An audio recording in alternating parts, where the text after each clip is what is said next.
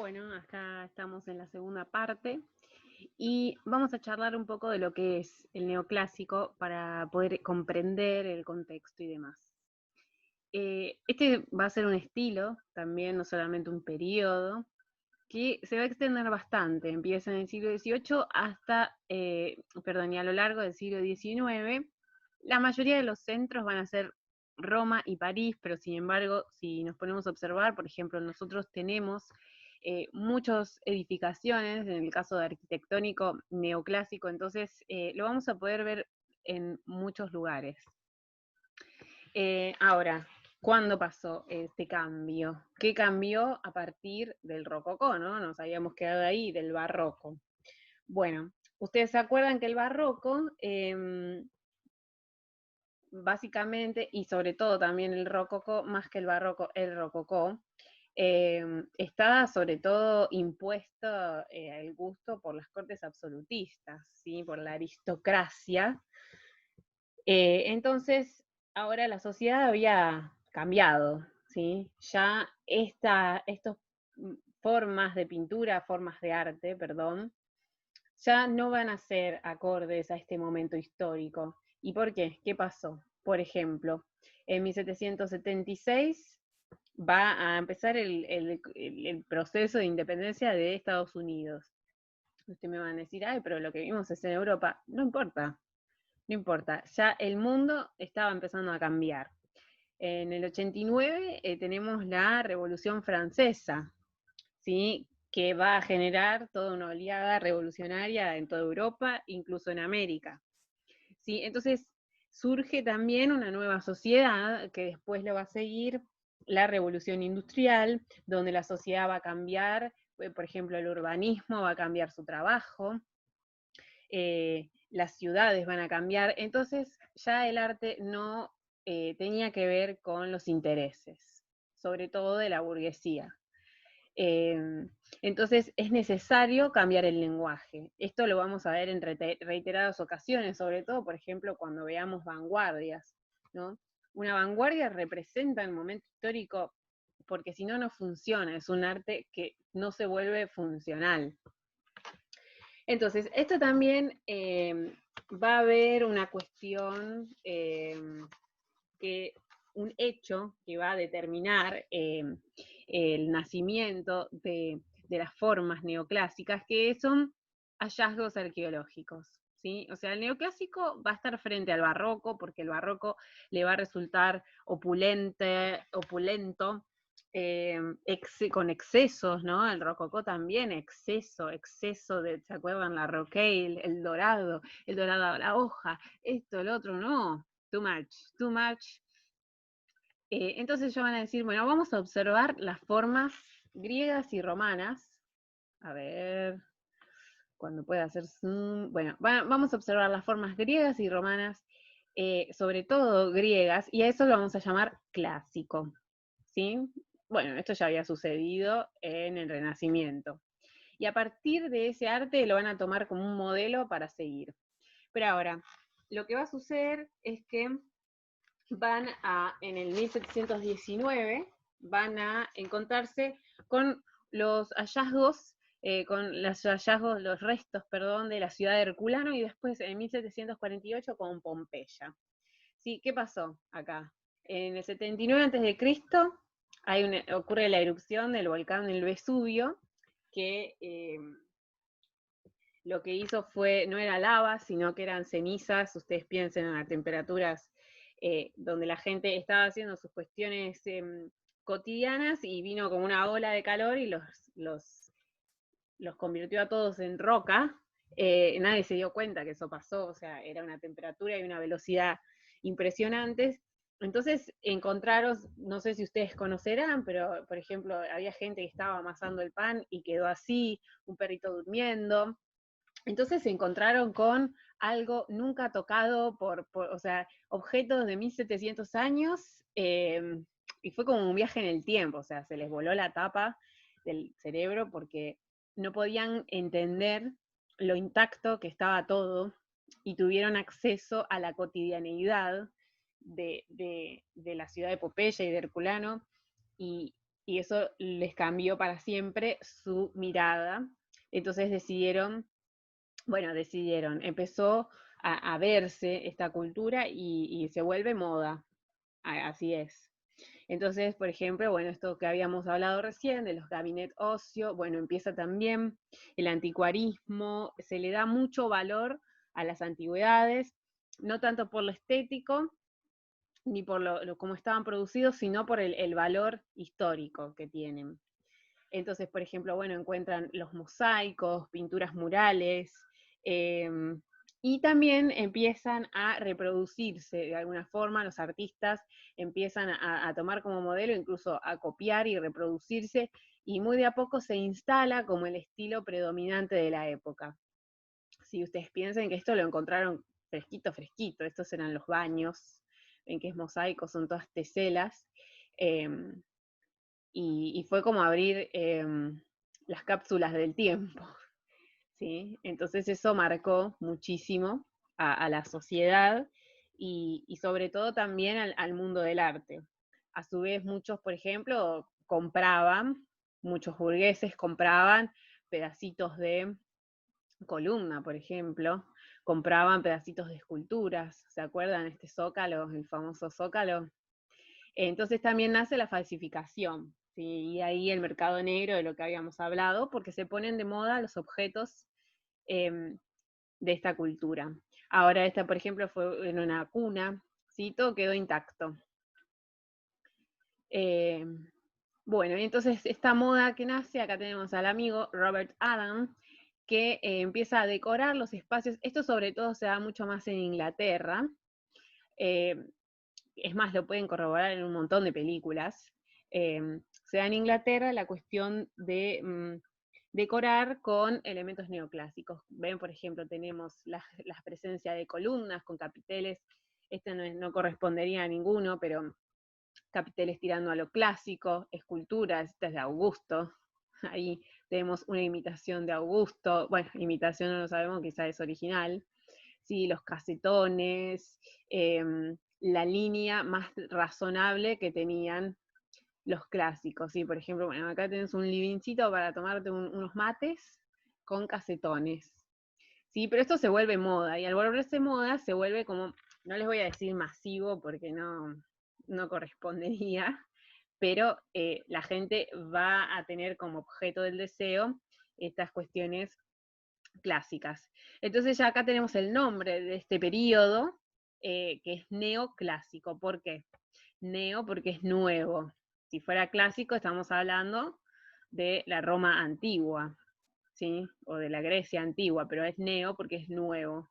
Ha pasado un tiempo. Pero ven, miren, ay, perdón. Estos, las columnas, ¿se acuerdan? El capitel corintio.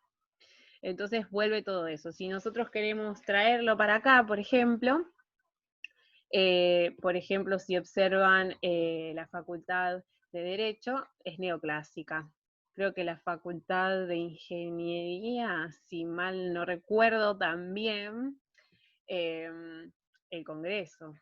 El Congreso es recontra neoclásico.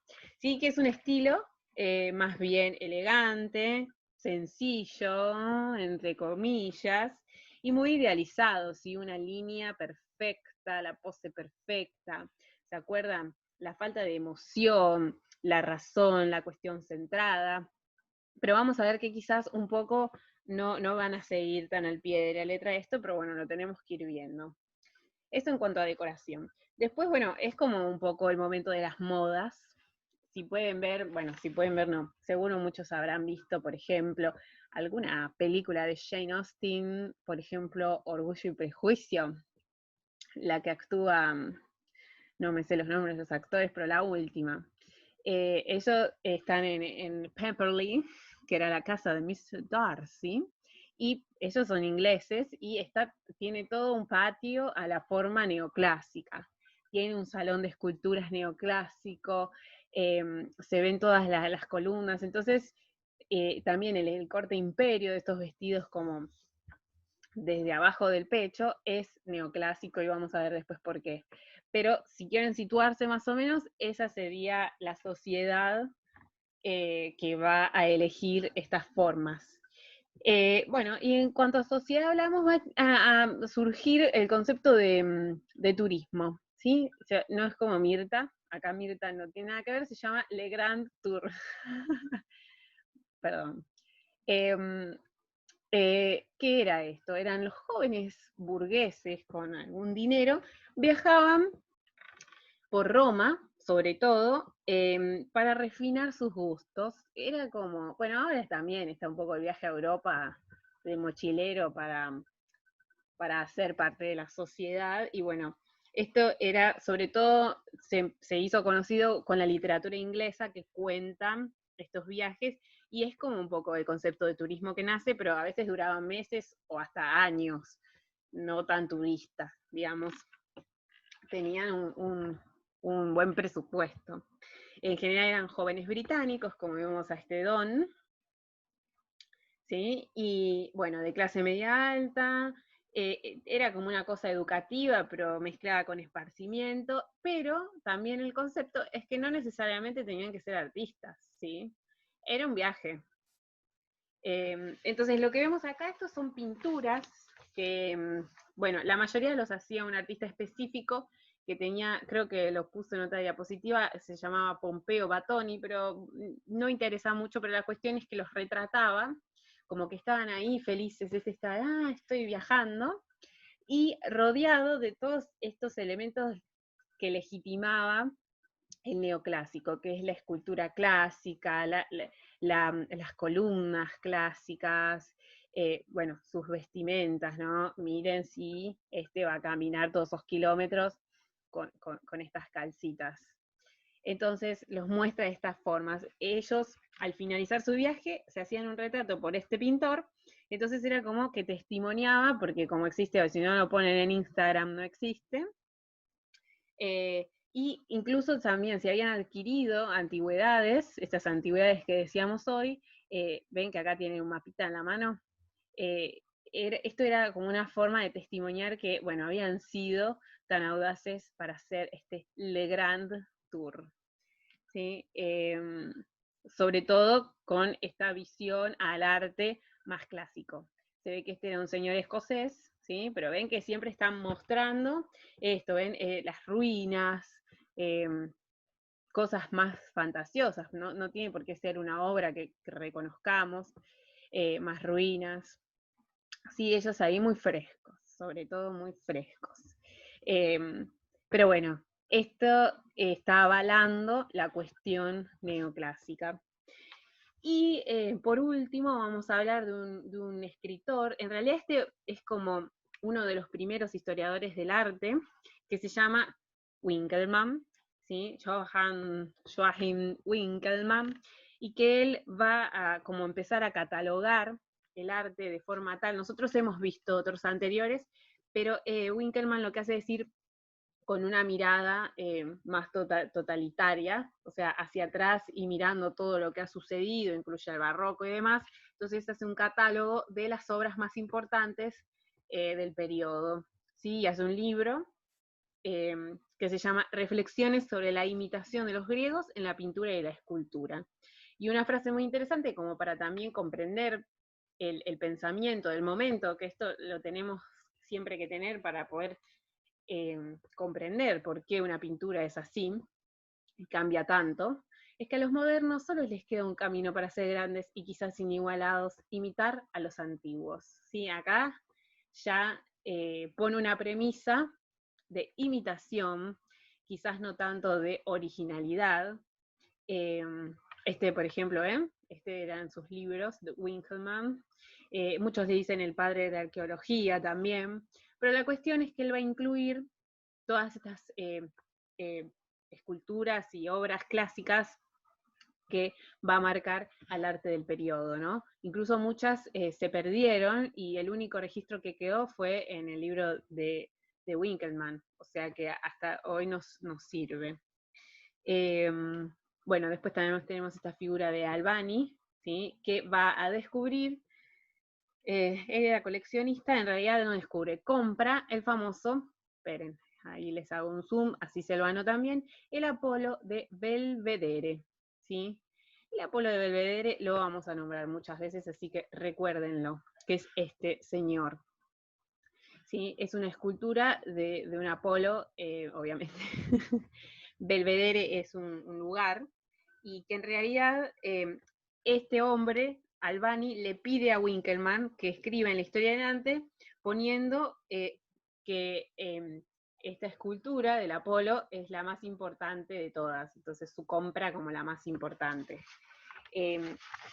Obviamente es una pintura, una escultura a la que le faltan atributos, ven que tiene las manos vacías, ¿sí? Es muy clásico, miren el gesto, ¿sí? Eh, incluso Napoleón la va a confiscar en 1700, tengo el dato acá, 1797, porque perdonen, pero yo las fechas me cuesta mucho. Y bueno, empiezan todas las teorías, ¿no? De por qué tiene los brazos así, qué estaba haciendo, muchos dicen que estaba como por disparar una flecha, otros que no. Es muy difícil también, incluso hoy en día, de fechar. Y dato muy interesante, y bueno, el modelo de de belleza, de perfección, sencillez, calma, eh, y cuestión bien equilibrada. Y lo van a usar como logo. Miren, el Apolo 17 lo va a poner en el logo. Obviamente ahora, hace no sé cuántos años fue el Apolo 17, no es famoso, pero una misión espacial lleva el retrato del amigo Apolo de Belvedere. ¿Ven como todo tiene que ver con todo? Y eso es lo interesante del arte. Entonces, este va a ser el modelo en que todos van a aspirar a, en el neoclásico a igualar, o por lo menos a acercarse, ¿sí? Esta belleza racionalizada y bien clásica, ¿sí? Y acá nos quedamos con la imagen del Apolo 17, ahí con el águila yanqui. Eh, entonces, estas son las bases del neoclásico, ¿sí? Es importante retenerlas porque, bueno, vamos a empezar a ver al artista más conocido, que es David, eh, y vamos a poder comprender esta relación que tienen con este mirar hacia el pasado, que también es importante diferenciarla. ¿Se acuerdan que en el Renacimiento también miraban al pasado? ¿Y acá qué pasó en el medio? ¿Sí? Es otra mirada. Entonces también vamos a empezar a diferenciarla de a poco. Es un estilo artístico que también va a abarcar un montón de años, un montón de países, incluso hagan la tarea de mirar qué hay acá, en Argentina. Bueno, en el cuadrito que habíamos el año pasado nos trajeron ese afiche, Walter nos había traído ese afiche, tienen todo lo que hay acá en Argentina, busquen imágenes en internet y van a observar estas características. Pero estas son las bases, la teoría, ¿sí? Después vamos a ver a los artistas. Bueno, espero que se haya comprendido. Y bueno, nos vemos la semana que viene, y cuídense y estudien mucho. Les mando un beso.